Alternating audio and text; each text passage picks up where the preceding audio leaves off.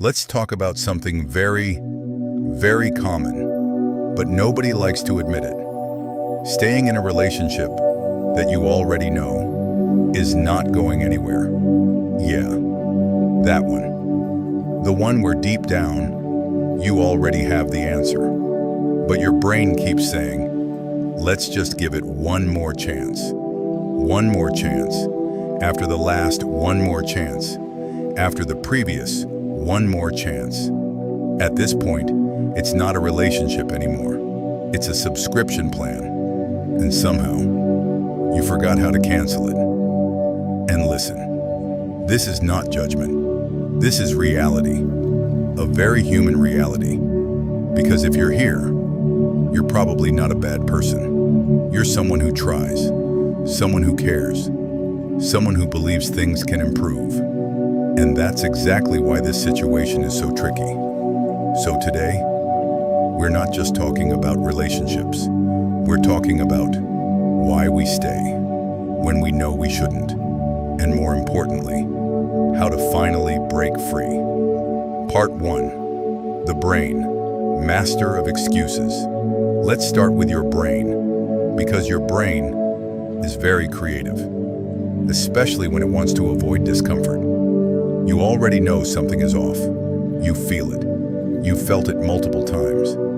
But your brain jumps in like a lawyer, defending the situation. Maybe they're just going through a phase. Maybe you're being too sensitive. Maybe you just need to communicate better. Your brain will literally open a full courtroom just to keep you in the same situation. And the funny part?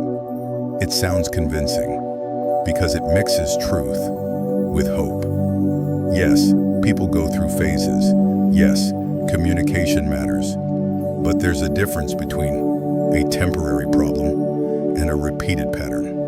And deep down, you know the difference. But your brain, it prefers comfort over truth, even if that comfort is slowly draining you. Part 2. Comfort is not always safe. Now let's talk about comfort, because comfort sounds good, feels good, looks safe. But here's the twist. Not all comfort is healthy. Sometimes, comfort is just familiarity. You're used to the person, used to the routine, used to the ups and downs. Even the confusion becomes normal. You wake up, check your phone, feel anxious, and think, yeah, this is just how things are. No, that's not normal. That's just familiar. It's like wearing uncomfortable shoes for so long that your feet just gave up complaining. Doesn't mean the shoes fit. It just means you adapted to the discomfort. And that's what's happening. You didn't find peace. You just got used to the chaos. Part 3.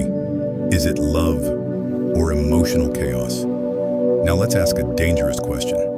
Is it actually love, or is it emotional chaos, disguised as love? Because let's be honest, healthy love is not confusing. It's not unpredictable. It doesn't make you question your worth every week, but what you have. One day it's amazing. Messages, attention, affection. You feel special. And the next day, silence, distance, cold energy. And suddenly, you're thinking, what did I do wrong? That pattern, that's not love. That's inconsistency. And inconsistency creates addiction. Because now you're not enjoying the relationship. You're chasing the good moments, trying to win them back. Like a game. A very exhausting game. Part 4. The I can fix this illusion. Now let's talk about one of the biggest traps. The belief that you can fix everything. You start thinking, maybe if I'm more patient, maybe if I understand them more, maybe if I change a little. And slowly, you start adjusting yourself. You speak less. You tolerate more. You ignore things that used to bother you, all in the name of making it work. But here's the truth.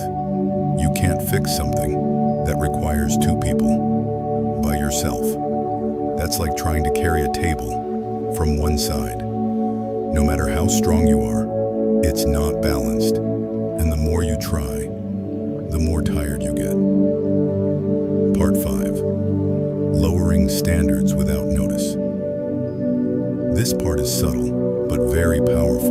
It doesn't happen all at once. It happens slowly. At the beginning, you have standards, clear ones. I would never accept this. I deserve better than that. Strong statements. But then, you stay. And little by little, those standards start changing. That's not ideal, but it's okay. It could be worse. At least they do this sometimes. And just like that, your minimum becomes lower without you even noticing. And one day, you look at your situation and think, how did I accept this? It didn't happen overnight.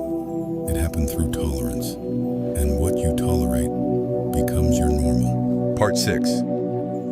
You're not stuck. You're just used to it. Let's clear something up right now. You're not stuck. It feels like you are. It looks like you are. But you're not. You're just used to it. Used to texting first. Used to waiting. Used to guessing what the other person feels. Used to the uncertainty. And when something becomes a habit, it starts feeling normal, even if it's not good. Think about it like this. If you listen to the same song every single day, at some point you stop noticing it. Not because it's amazing, but because your brain got used to it.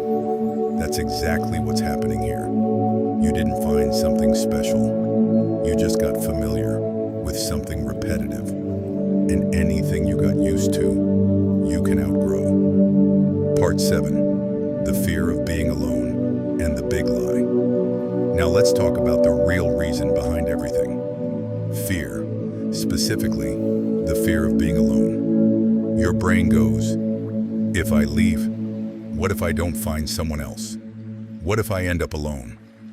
What if this was my chance? Relax. There are billions of people in the world. Billions. And your brain is acting like, this is the last human available. That's not reality. That's fear talking. And here's the truth nobody tells you. Being alone is not the worst thing. Being in the wrong relationship is. Because when you're alone, you have clarity, you have peace, you have space to grow. But in the wrong situation, you're constantly confused, constantly tired, constantly overthinking. That's not better. That's just crowded loneliness. Part 8. You're not too much. You're just in the wrong place. Now let's fix something important. You might be thinking, maybe I'm too emotional. Maybe I care too much.